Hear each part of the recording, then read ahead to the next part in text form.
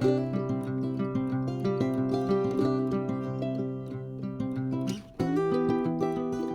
everyone, Urmila here. Today I'm going to show you how to make a simple lentil dish using kale and tomatoes as well.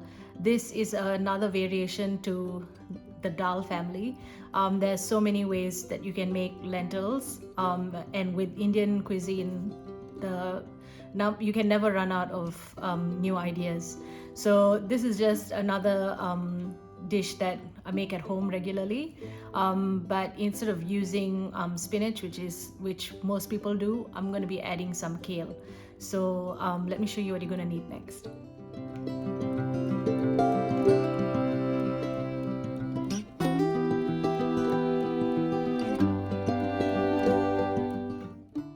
So for this dal recipe, you're going to need about 4 tablespoons of oil or ghee, 1.5 teaspoons of cumin, mustard seeds, 1.5 teaspoons of cumin seeds, about 1 teaspoon of asafoetida or hing, 1 red dry chili that has been cut up, 1 stalk of curry leaves, 1 onion that has been chopped up as well, 1 tablespoon of chili powder, half a teaspoon of turmeric powder.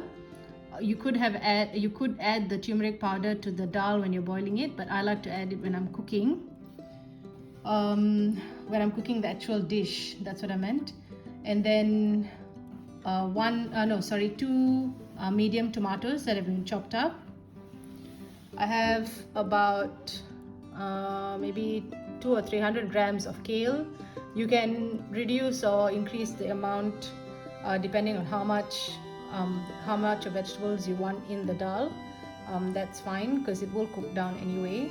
And then I've got 1.5 cups of moong dal. That's what moong dal looks like when it's not cooked. They're the really small lentils, small yellow lentils, and you need to boil it to this consistency so it's nice and soft. In just water, I haven't added anything else, no salt or turmeric powder, just water, just boiled it and removed the scum. And then I've got maybe about 2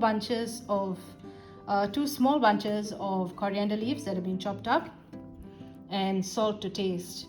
So let me show you what you're going to do next. So I've just put the oil into the wok and it's nice and hot now.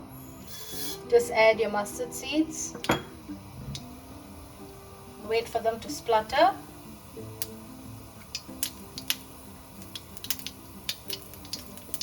Now you can, once it starts popping, you can add in your cumin seeds,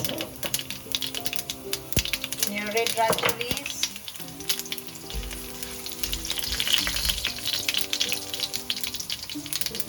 and your hing. Add in, just be careful when you're adding in the curry leaves.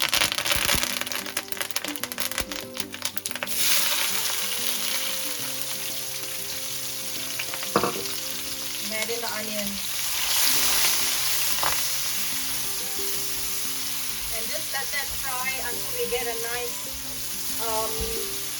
golden brown on the onions. And then I'll show you what to do next. So as you can see, the onions are nice and brown, not too brown, so they're not too sweet, but they're nice golden brown now. We're going to add in the tomatoes,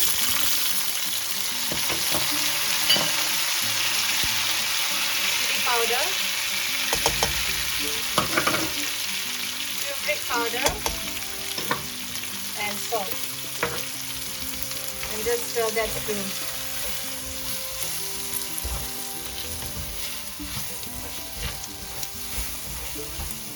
And the reason why I didn't add the turmeric powder and chili powder directly into the oil is because I didn't want it to burn. So I just added the tomatoes first because I know the oil was quite hot. Even at this point, I feel like I might just add a little bit of water just so that it doesn't burn and burn the chili powder, and then it will just ruin the taste of the rest of the dal. So I'm just going to add a bit of water and I'll show you what it looks like.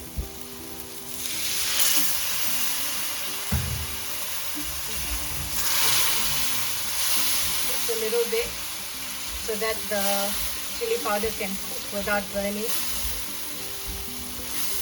You just see how the oil then comes out a bit and it allows it to cook better rather than burning the actual chili powder.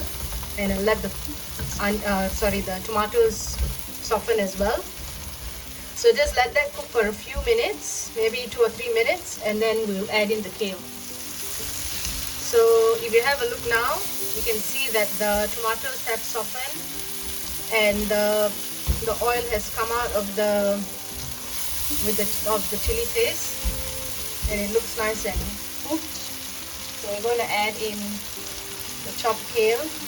Try to cut it as fine as you can so that it cooks a bit faster and you don't have like big chunks of the stem, especially the stem. This one's not too thick, but there's sometimes some of the stems are a bit too thick and then it tastes a bit weird in the dish. So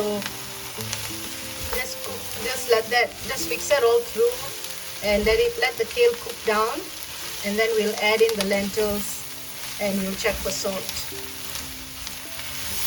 So as you can see, the kale has cooked down and it's looking really good right now. It smells really nice. I'm just going to add in the cooked dal. And don't worry if your dal has a little bit more water and you think it might be too watery. See how there's quite a bit of water there? Don't worry about it if you have a bit more water, because the dal tends to thicken as it cools, and so you don't want a very stiff or thick dal. You want something that is quite runny and soupy that you can eat with either rice or with chapatis. So just stir that through, and at this point you would check for salt to taste and see if it's balanced and there's enough salt, and then you can garnish it with some coriander leaves and your dish is almost done. I'll show you what it looks like when my dish is done. So you can see the dal is nice and thick, but I want it a little bit more runny for my dinner.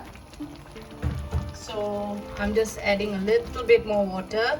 If you are going to add water, add hot water, boiling water at this point, because if you add cold water, it's going to bring down the boiling point and it'll make your dish take longer to cook. So always add hot water when you're cooking a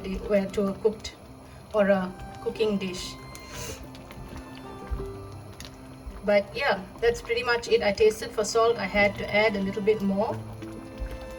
And now all we need to do is garnish with a bit of coriander leaves.